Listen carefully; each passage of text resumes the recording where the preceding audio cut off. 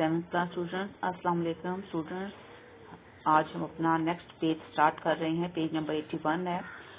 अपने previous lecture में हमने सेकंड टर्म स्टार्ट की थी एसएसटी का हिस्ट्री का पार्ट, और हमारा हिस्ट्री का फर्स्ट चैप्टर था लीडिंग द फ्रीडम मूवमेंट। इसकी हमने फर्स्ट 2 पेजेस की रीडिंग की थी और इम्पोर्टेंट एमसीक्यूज को मैंने आपको अंडरलाइन करवाया था।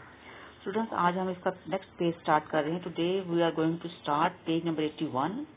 इसमें आप देख रहे हैं कि मीनार पाकिस्तान की पिक्चर है और इसके बारे में उन्होंने क्या लिखा हुआ है हम देखते हैं। मीनार Pakistan commemorative tower two mark the site when the Lahore resolution was passed. Commemorative का मतलब होता है यादगारी, याद दिलाने वाली या यादगार। आपको पता है ये वही जगह पर मीनार पाकिस्तान उसी जगह पर तामीर किया गया है जहां पर 1940 में मुस्लिम लीग के जलसे में करारदाद लाहौर पास की गई थी, जो कि बाद में करारदाद पाकिस्तान के नाम से मशहूर हुई थी। तो असल में ये उसकी याद दिलाने के लिए ये उन्होंने उसकी यादगार में तामीर किया हुआ है। तो स्टूडेंट, हमने अपने प्रीवियस लेक्चर में जो खत्म किया था उसमें हमने ये पढ़ा था कि कायदे आजम हिंदुओं के रवैये की वजह से बड़े बददिल, बड़े मायूस हो गए थे और वो इस वजह से वो 1930 में वो वापस चले गए थे इंग्लैंड अपनी लॉ की प्रैक्टिस के लिए। तो इस पेज में आज हम इसकी फर्स्ट लाइन से हम ये स्टार्ट कर रहे हैं कि वो कह रहा है कि जो उनकी कंट्री में जो कॉल थी but the call of the countries problems was to strong. उनके मुल्क में यानी कि इंडिया में उस वक्त इतने मसाइल थे, इतने शदीद मसाइल थे, जिसकी वजह से उनको वापस इंडिया आना पड़ा। And he return to India in 1935 और 1935 में उनको दोबारा इंडिया वापस आना पड़ा। तो इसको स्टूडेंट्स आप अंडरलाइन कर लें, ये आपको एज ए एमसीक्यू आ सकता है। उसके बाद वो आगे कह रहे हैं कि उनकी ही क़यादत में कायदे की प्रेसिडेंटशिप में मुस्लिम लीग ने 1937 के इलेक्शंस लड़े। ये 4 लाइन में आप देख रहे हैं। लेकिन ये जो इलेक्शंस थे मुस्लिम लीग के लिए ये डिजास्टर साबित हुए, क्योंकि इन इलेक्शंस में मुस्लिम लीग की परफॉर्मेंस अच्छी नहीं थी। और फिर उसके आगे देखें, the Congress took control of 7 out of 11 provinces. Congress ने 11 में से 7 प्रोविंसेस में अपनी गवर्नमेंट बनाई। यानी ये भी आपको एज एमसीक्यू आता है कि कांग्रेस ने कितने प्रोविंसेस में अपनी गवर्नमेंट बनाई, 7 प्रोविंसेस में। और उन्होंने किसी भी सूबे में मुसलमानों को किसी भी हुकूमत में शामिल नहीं होने दिया। उन्होंने किसी लेवल पर भी मुसलमानों को आगे नहीं आने दिया, उनकी रिप्रेजेंटेशन को उन्होंने आगे नहीं आने दिया। तो इसके नतीजे में फिर 1940 में लाहौर रेजोल्यूशन पास हुई, आप देख रहे हैं इस लाइन में। और इस मुस्लिम लीग के इजलास में जहां लाहौर रेजोल्यूशन पेश हुई थी, कायदे आज़म ने फर्स्ट टाइम क्लियरली कह दिया था कि हिंदू और मुसलमान एक साथ नहीं रह सकते और लाजमन 2 स्टेट्स होनी चाहिए, आ मुस्लिम state for Muslim and a Hindu state for Hindus. तो स्टूडेंट्स, नेक्स्ट पैराग्राफ पे आ जाएं आप। सेकंड पैराग्राफ में इसमें आप देखें फर्स्ट लाइन में, the second world war came to N and in 1945। 1945 में सेकेंड वर्ल्ड वॉर खत्म हुई। ये भी आपको एज ए एमसीक्यू आ सकता है। स्टूडेंट्स, सेकेंड वर्ल्ड वॉर के बाद जो ब्रिटेन थे या जो ब्रिटिश गवर्नमेंट थी, इसकी कंडीशन बड़ी वीक हो गई हुई थी, ये कमजोर हो गए हुए थे बहुत, और ये चाहते थे कि इंडिया के मसाइल का हल ढूंढा जाए। तो इसके लिए उन्होंने क्या किया, ये थर्ड पैराग्राफ में देखें। इन 1945 लॉर्ड बेवल द वाइसरॉय, उस वक्त जो इंडिया के वाइसरॉय थे उनका नाम था लॉर्ड बेवल। ये भी आपको एज एमसीक्यू आ सकता है। और 1905 में ये भी आपको एज एमसीक्यू आ सकता है कि किस में ये शिमला कॉन्फ्रेंस हुई थी। उन्होंने एक कॉन्फ्रेंस बुलाई थी इंडिया के शहर, किस शहर में, थर्ड लाइन में देखें, शिमला में। और इसको अंडरलाइन कर लें आप। और उस कॉन्फ्रेंस में उन्होंने पॉलिटिकल सोल्यूशन ढूंढने की कोशिश की थी और लॉर्ड बेवल ने मुलाकातें की थी।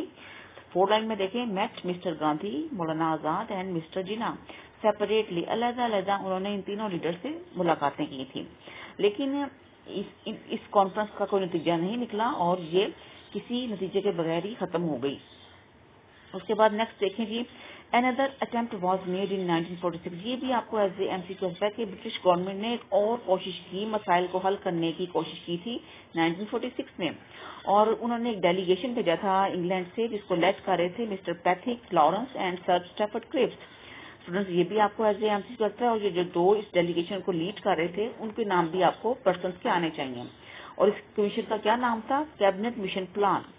तो इस कमीशन ने जो अपने प्रपोजल्स पेश किए थे वो मिस्टर जिन्ना ने और कांग्रेस ने दोनों ने रिजेक्ट कर दिए थे।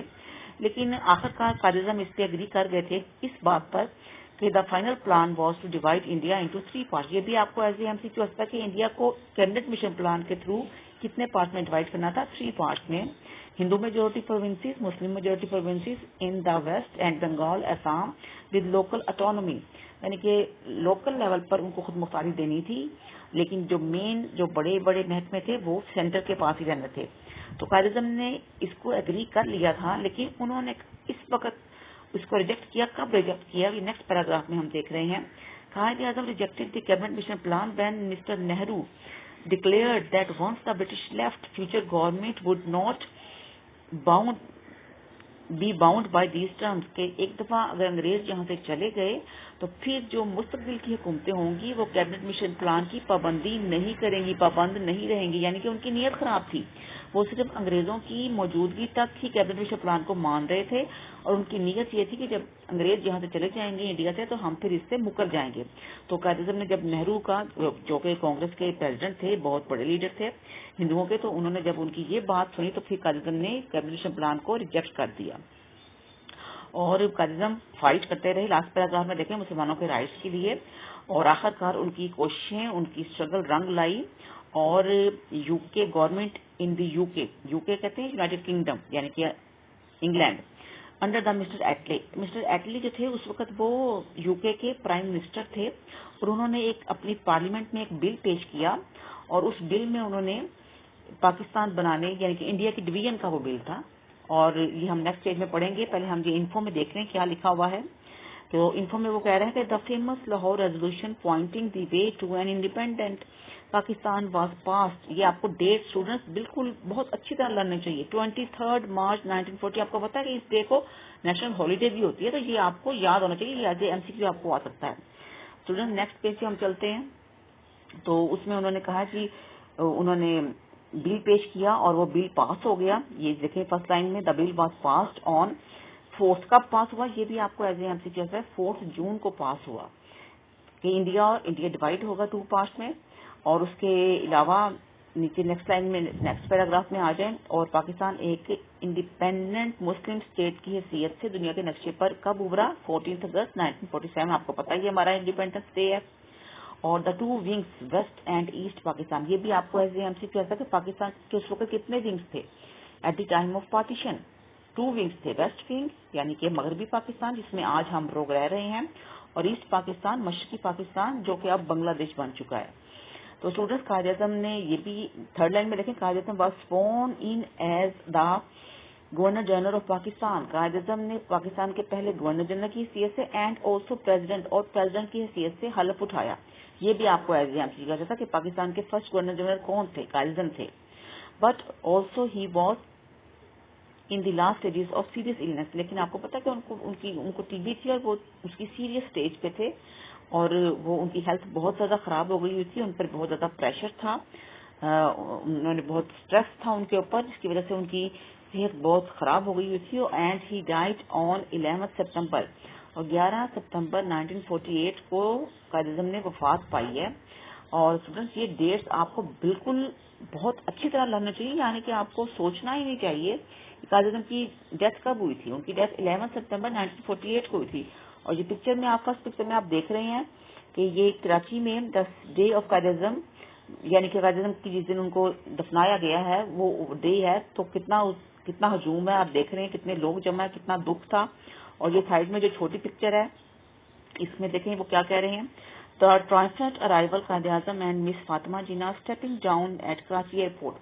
یہ وہ یعنی کہ ٹرائمفنٹ کہتے ہیں کہ جشن کا جو جلوس ہوتا ہے، جو فتح کا جلوس ہوتا ہے. قائد اعظم یعنی کہ جب پاکستان بنا تو فرسٹ ٹائم قائد اعظم ایک انڈیپینڈنٹ اسٹیٹ میں انہوں نے لینڈ کیا اپنی سسٹر فاطمہ جناح کے ساتھ، اور یہ ایک ان کی فتح کا جلوس تھا، اور انہوں نے کامیابی حاصل کی تھی، بہت بڑی کامیابی حاصل کی تھی. اور اس کو انہوں نے ایک جلوس کی شکل میں وہ وہاں پہ آئے ہیں. اور لاسٹ پکچر میں آپ دیکھ رہے ہیں کہ یہ قائد اعظم کا مزار ہے. آپ میں سے بہت سے بچوں نے ہو سکتا ہے کہ یہاں وزٹ بھی کیا ہو. تو اسٹوڈنٹس یہ دونوں پیجز ہیں، اس میں جو MCQs میں نے آپ کو انڈرلائن کروائے ہیں وہ آپ نے لرن کرنے ہیں. اور انشاءاللہ تعالیٰ اپنے نیکسٹ لیکچر میں ہم ان دونوں پیجز سے ریلیٹڈ جو لانگ کوسچنز آئیں گے وہ کریں گے. تو اسٹوڈنٹس آپ نے اچھی طرح سے ان کو لرن کرنا ہے. اللہ حافظ.